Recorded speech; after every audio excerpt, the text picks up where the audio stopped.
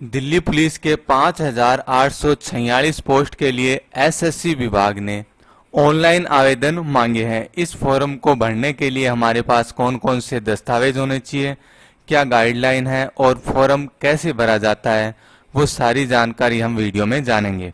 Delhi police की जो ये 5,846 पोस्ट है, इसके लिए मेल और फीमेल दोनों ही अप्लाई कर सकते हैं। फॉर्म भरने के लिए जो आपकी योग्यता होगी वो होगी 10+2, यानी 10वीं के साथ आपके पास 12वीं की भी मार्कशीट होनी चाहिए। 12वीं पास कोई कैंडिडेट है तो वो इस फॉर्म को भरवा सकता है। आगे हम जान लेते हैं कि कौन कौन कैंडिडेट इस फॉर्म को भर सकता है। सबसे पहले है फीस। ओबीसी तथा जनरल कैटेगरी का कोई पुरुष फॉर्म भरवाता है तो उसकी फीस 100 रुपये लगेगी। इसके अलावा SC ST कैटेगरी का कोई व्यक्ति है या फिर एक्स सर्विसमैन है या किसी भी कैटेगरी की महिला फॉर्म भरवाती है तो उनकी फीस नहीं लगेगी। फॉर्म भरने की जो लास्ट डेट है वो है 7 सितंबर 2020। आप अगर फॉर्म भरवाना चाहते हैं तो 7 सितंबर से पहले पहले आप इस फॉर्म को भरवा दीजिए। अब जान लेते हैं उम्र के बारे में, यानी कितनी उम्र के व्यक्ति इस फॉर्म को भरवा सकते हैं। जो कैंडिडेट इस फॉर्म को भरवा रहा है उसकी उम्र 18 से 25 के बीच होनी चाहिए। यानी पुरुष कैटेगरी का कोई व्यक्ति फॉर्म भरवाता है तो उसकी उम्र 18 से 21 की होनी चाहिए। अगर महिला इस फॉर्म को भरवाती है तो उसकी उम्र 18 से 25 के बीच में होनी चाहिए। इसके अलावा गवर्नमेंट द्वारा जो उम्र में छूट दी जाती है वो गवर्नमेंट के नियमानुसार मिलेगी। किस व्यक्ति को कितनी छूट मिलेगी वो हम जान लेते हैं। SC कैटेगरी को 5 साल की, ST कैटेगरी को 5 साल की, OBC कैटेगरी को 3 वर्ष की छूट मिलेगी। इसके अलावा एक्स सर्विसमैन को 3 वर्ष की और OBC कैटेगरी का कोई एक्स सर्विसमैन है उसको 6 साल की। SC कैटेगरी का एक्स सर्विसमैन है उसको 8 साल की और ST कैटेगरी का एक्स सर्विसमैन है उसको 8 साल की उम्र में छूट मिलेगी। इसके बाद है सिलेक्शन प्रोसेस। सबसे पहले फिजिकल होगा, उसके बाद रिटर्न होगा, मेडिकल होगा, डॉक्यूमेंट वेरिफिकेशन हो गए, उसके बाद कैंडिडेट का सिलेक्शन होगा। जो फिजिकल एग्जाम होगा वो होगा 27/11/2020 से 14/12/2020 के बीच में। इस फॉर्म को भरवाने के लिए आपके पास ड्राइविंग लाइसेंस भी होना चाहिए। लाइसेंस चाहे आपके पास लाइट हो या हेवी हो, लेकिन आपके पास लाइसेंस होना अनिवार्य है। अब आगे जानते हैं कि ऑनलाइन फॉर्म कैसे भरा जाता है। SSC डिपार्टमेंट की जो मेन वेबसाइट है उसको ओपन करना है। वेबसाइट का लिंक डिस्क्रिप्शन में मैंने डाल दिया है। आप वीडियो के नीचे डिस्क्रिप्शन में जाके वेबसाइट को ओपन करके फॉर्म भर सकते हैं। राइट साइड में आ रहा है लॉगिन। अगर आपका पहले से रजिस्ट्रेशन हो चुका है तो आप लॉगिन आईडी लगाइए, पासवर्ड लगाइए, कैप्चा कोड लगा के पेज को लॉगिन कर लीजिए। और आप पहली बार SSC डिपार्टमेंट में रजिस्ट्रेशन कर रहे हैं तो नीचे लिखा हुआ है न्यू यूजर और रजिस्ट्रेशन, इस ऑप्शन को ओपन करना है और इसमें जो नॉर्मल डिटेल है उनको फिलअप करना है। मैं यहाँ पर आपको पहले रजिस्ट्रेशन कैसे करते हैं वो बताता हूँ, उसके बाद ऑनलाइन फॉर्म कैसे भरना है वो आगे वीडियो में जानेंगे। सबसे पहले रजिस्ट्रेशन नाउ पे क्लिक करना है। पहला पॉइंट है, अगर आपके पास आधार कार्ड है तो इसको यस कर दीजिए, अगर नहीं है तो आप इसे नो कर दीजिए। नो करने के बाद नीचे आ रहा है आईडी। इनमें से एक आईडी आपको यहाँ पर लगानी है, उसके नंबर लिखने हैं और लास्ट में आपको उसकी कॉपी स्कैन करके अपलोड करनी है। अगर आपके पास आधार कार्ड है तो ये सारी डिटेल फिलअप करने की आपको आवश्यकता नहीं है। अगर आपके पास आधार कार्ड है तो इस पहले ऑप्शन को ओके करना है। उसके बाद जो भी आपके आधार नंबर है वो टाइप करने हैं और आधार के अंदर जो नाम है वो ही आपको नीचे टाइप करना है। आधार नंबर टाइप करने के बाद जो आपका नाम है आधार कार्ड के अंदर वो सेम आपको यहाँ पर टाइप करना है। यहाँ पर एक डिटेल 2 बार पूछी जाएगी। जो आप ऊपर नाम लिखेंगे उसका वेरिफिकेशन आपको नीचे करना पड़ेगा। 2 नंबर ऑप्शन में जिस कैंडिडेट का आप फॉर्म भर रहे हैं उसका आप नाम लिख दीजिए। वेरीफाई नाम में भी वही नाम टाइप करना है जो आपने ऊपर लिखा है। अगला ऑप्शन है, अगर आपका नाम डॉक्यूमेंट में चेंज है, यानी आपके पास अलग अलग डॉक्यूमेंट है और उनमें अलग अलग नाम है, तो आप इस ऑप्शन को यस करिए। अगर आपका सारे डॉक्यूमेंट में सेम नाम है तो इस ऑप्शन को नो कर दीजिए। अगला ऑप्शन है पिताजी का नाम। जो भी 10वीं के अंदर आपके पिताजी का नाम है वो टाइप करिए। उसके बाद वेरीफाई करिए, माताजी का नाम टाइप करिए और उसको वेरीफाई करिए। 5 नंबर ऑप्शन है डेट ऑफ बर्थ। जो भी आपकी 10वीं के अंदर डेट ऑफ बर्थ है वो यहाँ पर टाइप करनी है। उसके बाद डेट ऑफ बर्थ वेरिफिकेशन करनी है।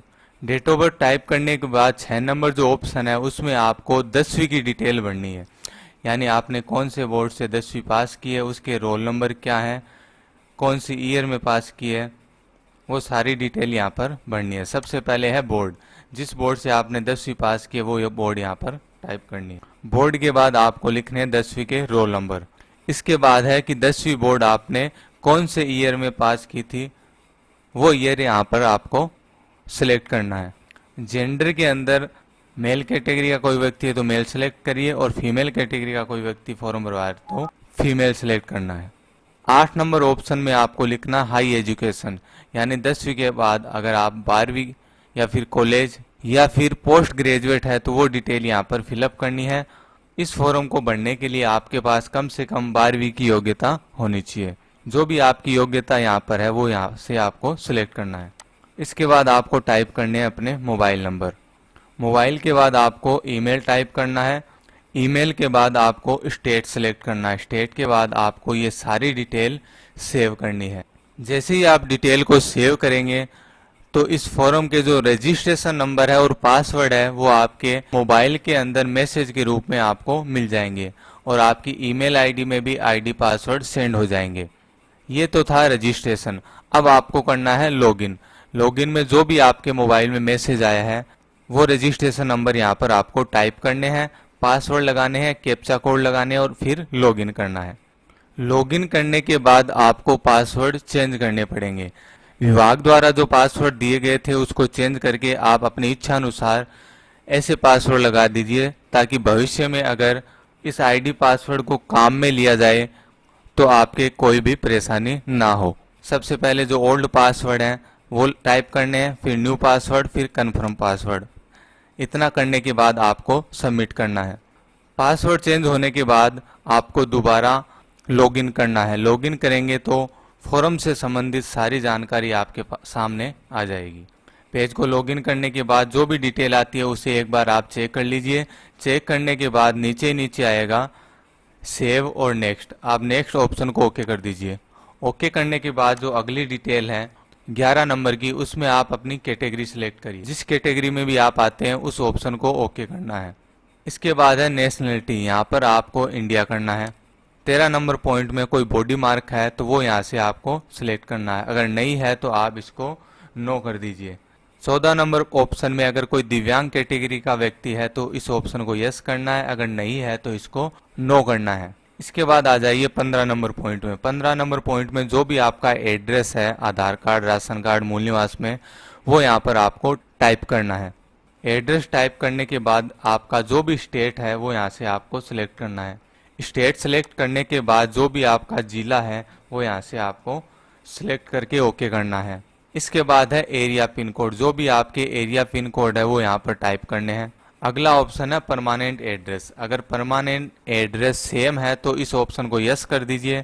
परमानेंट एड्रेस अगर अलग है तो यहाँ पर आप अपना दूसरा जो परमानेंट एड्रेस है वो टाइप कर दीजिए। इतनी डिटेल भरने के बाद आप फॉर्म को सेव कर दीजिए। सेव करने के बाद अगला ऑप्शन है नेक्स्ट, इसको ओके करना है।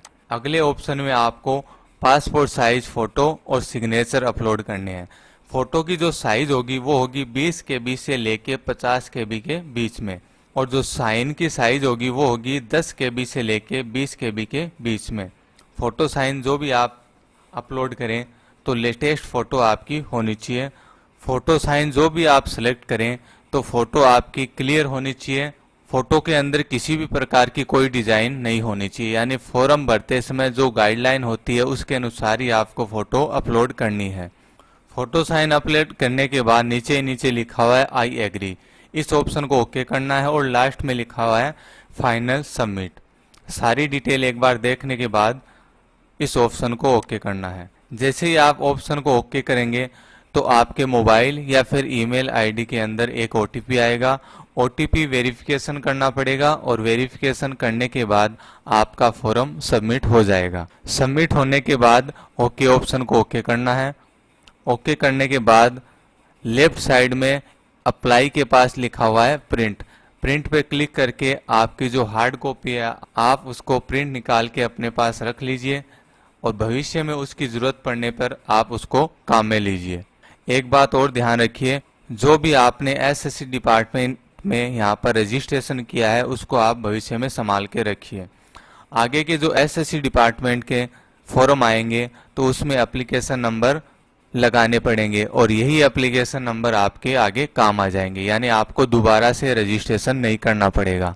अगर आपको ये फॉर्म भरवाना है तो लास्ट डेट का इंतज़ार न करके पहले ही आप इस फॉर्म को भरवा दीजिए, क्योंकि लास्ट के अंदर ये वेबसाइट स्लो हो जाती है और काफ़ी कैंडिडेट फॉर्म भरवाने से वंचित रह जाते हैं। मिलते हैं अगले वीडियो में एक नई जानकारी के साथ, तब तक के लिए धन्यवाद।